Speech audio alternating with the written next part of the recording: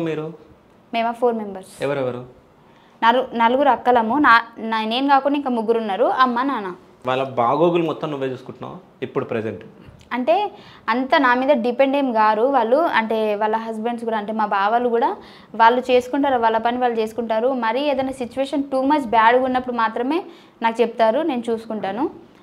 మన పెద్దక్క వాళ్ళ హస్బెండ్ చనిపోయారు కదా, బట్ అయినా సరే తను ఎప్పుడు నాకు డిపెండ్ కాలేదు. తను టైలరింగ్ అన్నమాట, తను కుట్టుకుంటూ వాళ్ళ కొడుకులను చూసుకుంటుంది.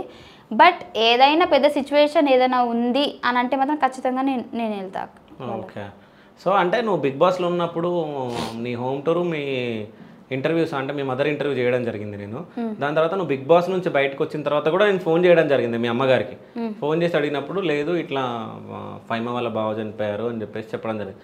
ఇంటర్వ్యూలో మీ బావ గురించి మాట్లాడి సంథింగ్ లైక్స్ ఆయన కూర్చుని ఉండే, నాకు తెలిసి మెట్ల పైన కూర్చుని ఉండే. అప్పుడు మీరు ఫస్ట్ ఇంట్లో ఉండే కదా, అప్పుడు నేను ఇంటర్వ్యూకి వచ్చినప్పుడు ఆయన బయట కూర్చొని ఉన్నాడు.